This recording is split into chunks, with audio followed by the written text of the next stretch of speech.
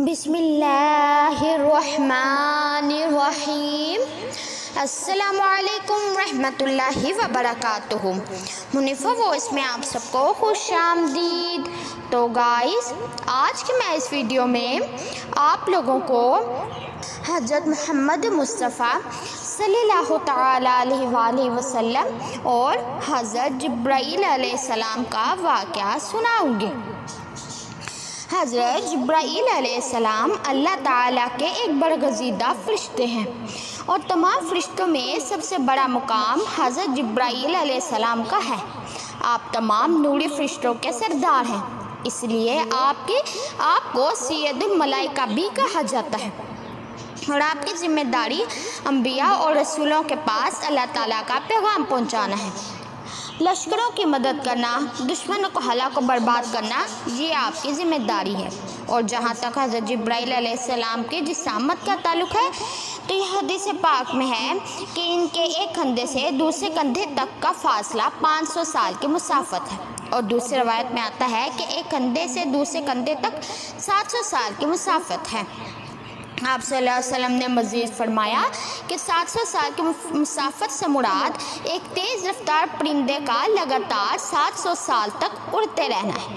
اور جیسے کہ خود نبی اکرم صلی اللہ تعالیٰ علیہ وآلہ وسلم نے حضرت جبرائیل علیہ السلام کو دیکھا تو فرمایا کہ انہوں نے جب اپنا ایک پر کھولا تو پورے افق کے اوپر جو اس پر تھا وہ چھا گیا، اور سارا افق مشرق سے لے کے مغرب تک وہ اس نے ڈھانپ لیا تھا۔ حضرت لوط علیہ السلام کی قوم جو کہ پورے شہر پر آباد تھی، حضرت جبرائیل علیہ السلام نے صرف ایک پر کے کونے سے پورے شہر کو اٹھا کر تباہ کر دیا۔ مسلم نے حضرت عمر فاروق رضی اللہ تعالیٰ عنہ سے روایت کی ہے کہ ہم حضور صلی اللہ تعالیٰ علیہ وآلہ وسلم کی خدمت میں بیٹھے تھے۔ اچانک ایک شخص نمودار ہوا، اس کے کپڑے بہت سفید تھے اور بال نہایت سیاہ، اس میں سفر کی کوئی علامت نہیں پائی جا رہی تھی، اور ہم میں سے کوئی اس کو جانتا بھی نہیں تھا۔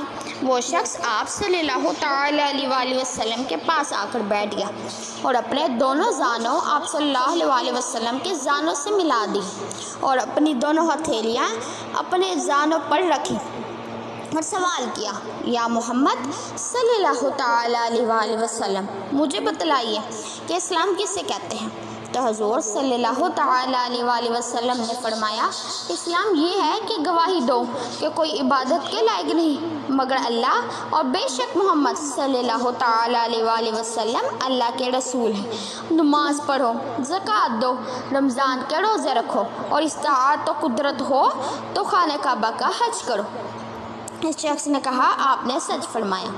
ہم لوگ متعجب ہوئے کہ یہ شخص سوال بھی کرتا ہے اور تصدیق بھی کرتا ہے، یعنی پوچھنا تو اس بات کی دلیل ہے کہ واقف نہیں، اور یہ کہنا ہے کہ سچ فرماتے ہیں اس پر دلالت کرتا ہے کہ سوال کرنے والا واقف و باخبر ہے۔ اس کے بعد اس شخص نے یہ کہا، یہ بتائیے کہ ایمان کس کو کہتے ہیں؟ تو حضور صلی اللہ علیہ وآلہ وسلم نے ارشاد فرمایا، ایمان یہ ہے کہ ایمان لاؤ تم اللہ پر، اللہ تعالیٰ کے فرشتوں پر، اللہ تعالیٰ کی کتابوں پر، اللہ تعالیٰ کے رسولوں پر، اور روز قیامت پر، اور ایمان لاؤ کہ اللہ تعالیٰ نے ہر خیر و شر، نیکی و بدی پہلے سے مقدر کر دیا ہے۔ اس نے پھر کہا، آپ نے سچ فرمایا۔ پھر یہ سوال کیا، احسان کیا ہے؟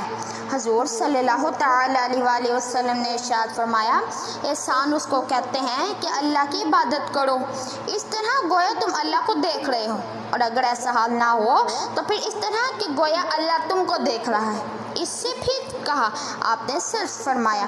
پھر اس نے سوال کیا کہ قیامت کی نشانیاں بیان کریں۔